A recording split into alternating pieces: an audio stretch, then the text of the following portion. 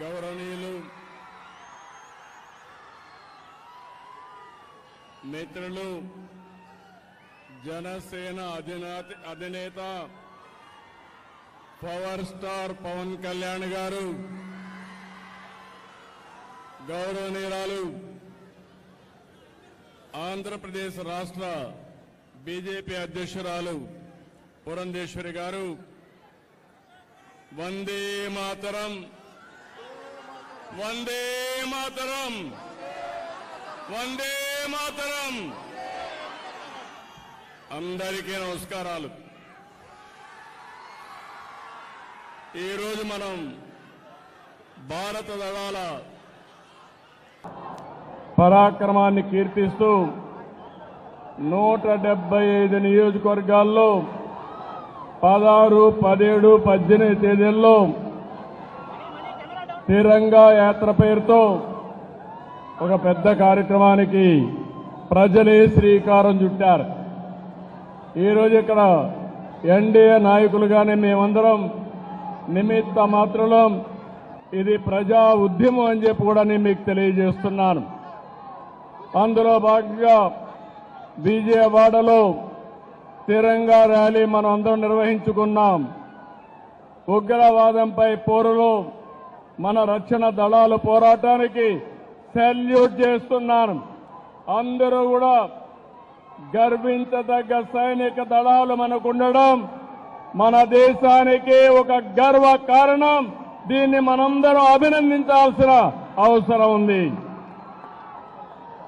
జాతీయ జెండా చూడగానే అత్యంతమైన ఉత్సాహం, ఉద్వేగం, దేశభక్తి మనందరిలో వస్తా ఉందంటే ఆ జాతీయ జెండా రూపాన్ని రూపొందించినటువంటి వ్యక్తి పింగళి వెంకయ్య ఈ ప్రాంతం వాడేనని చెప్పి మరొక్కసారి గుర్తిస్తున్నా. అలాంటి జెండా చూస్తే దేశ పౌరులే కాదు, ప్రపంచం మొత్తం ఒక ప్రత్యేక గుర్తింపుండే ఏకైక జెండా భారతీయ జెండా అని చెప్పి నేను మీకు తెలియజేస్తున్నా.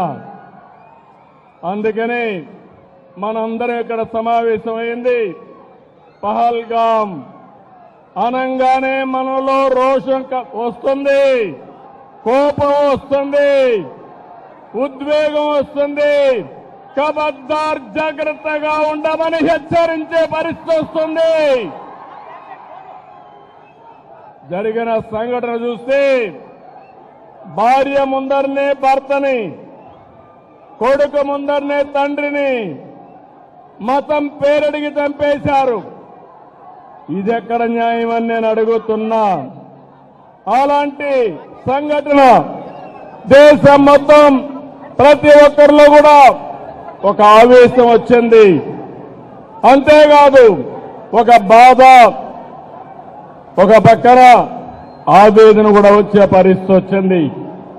ఇవన్నీ చూసిన తర్వాత ప్రధానమంత్రి నరేంద్ర మోడీ గారు ఆడబిడ్డల నుదుట తిలకంతుడు చేసిన ఒక్క ఉగ్రవాది భూమి మీద ఉండడానికి వీలు లేదని ఆపరేషన్ సింధూర్కు శ్రీకారం చుట్టారు.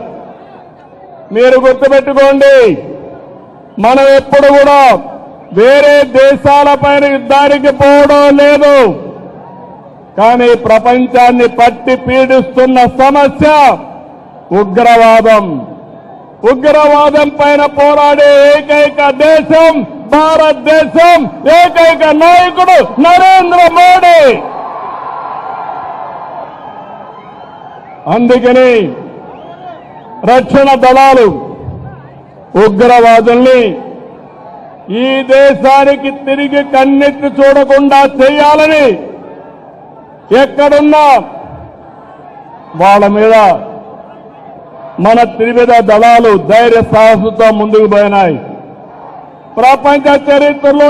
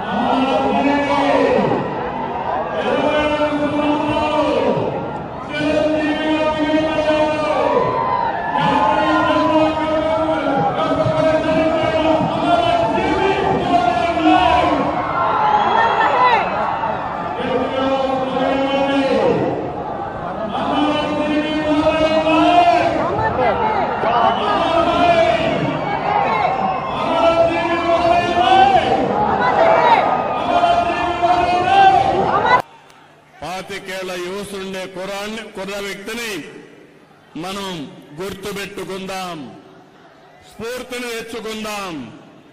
అలాంటి త్యాగదనిని ఆంధ్రప్రదేశ్ రాష్ట్రమే కాకుండా దేశం మొత్తం గర్విస్తుందని చెప్పి కూడా నేను మీకు తెలియజేస్తున్నా. అత్యంత కఠినమైన పరిస్థితులు, సరిహద్దుల్లో రాత్రి పగలు లెక్క చేయకుండా మన దేశాన్ని కాపాడి మనల్ని కాపాడుతున్నటువంటి జవాన్లకి చేతులెత్తి నమస్కరిస్తున్నా. వాళ్ళందరికీ కూడా సెల్యూట్ చేస్తున్నానని చెప్పి కూడా నేను మీకు తెలియజేస్తున్నాను. వాళ్ళు పోరాడుతున్నారు, మనం క్షేమంగా ఉన్నాం. ఈ విషయం మనం గుర్తుపెట్టుకోవాల్సిన అవసరం ఉంది. ఈరోజు మన దేశ గౌరవం, మన బలం, బలగం మన సాయుధ బలగాలే. మనం ఏమాత్రం అధైర్యపడవలసిన అవసరం లేదు. ప్రధాని మోడీ గారి సంకల్పం ఉగ్రవాదులు ఎక్కడున్నా, ప్రపంచంలో ఎక్కడ దంకున్నా వాళ్ళని తుదమెట్టిచ్చే విధంగా ముందుకు పోయేదానికి చాలా దృఢ సంకల్పంతో ముందుకు పోతున్నారు. ఈ ఆపరేషన్ లో మన సైనికుల ధైర్యం చూశాం, సామర్థ్యం చూశాం, మనం తయారు చేసుకున్న ఆయుధాల్ని మనం చూశాం. ఈరోజు ప్రపంచ దేశాల్లో భారతదేశం యొక్క ప్రతిష్ట పెరిగే పరిస్థితి వచ్చింది. పొరుగు దేశాల్లో ఉండే శత్రువుల గుండెల్లో రైళ్లు పరిగెత్తించే పరిస్థితి వచ్చింది. మేమెవరి జోలికి రాము, ఎవరిపైన యుద్ధం చేయం. తీవ్రవాద రూపంలో మా దేశానికి వస్తే మాత్రం అదే చివరి రోజు మీకని మరొకసారి హెచ్చరిస్తున్నాను. ఇది ప్రతి ఒక్కరి నినాదం కావాలి. ప్రతి ఒక్కరు కూడా అవసరమైతే ఎలాంటి త్యాగానికైనా సిద్ధమవుతామని చెప్పాల్సిన తరుణం ఇది.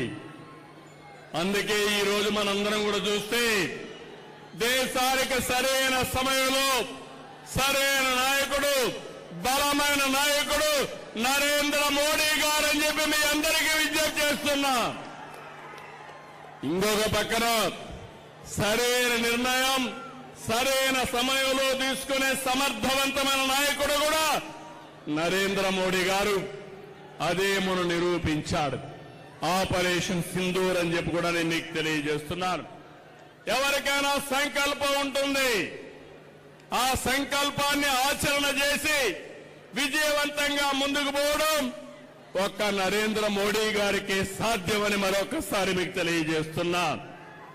ఈరోజు భారతదేశం ఒక రక్షణ శక్తిలోనే కాదు, ఆర్థిక శక్తిలో కూడా ముందుకు పోతున్నాం. కొంతమందికి బాధ ఉంది, అసూయ ఉంది, కానీ మీరు ఏమీ చేయలేరని చెప్పి హెచ్చరిస్తున్నా. 2047కి ప్రపంచంలోనే భారతదేశం నెంబర్ 1 గానీ నెంబర్ 2 దేశంగా ఉంటుంది. ఇలాంటి కుట్రలు కుతంత్రాలు మమ్మల్ని ఏమీ చెయ్యలేవని చెప్పి హెచ్చరిస్తున్నా.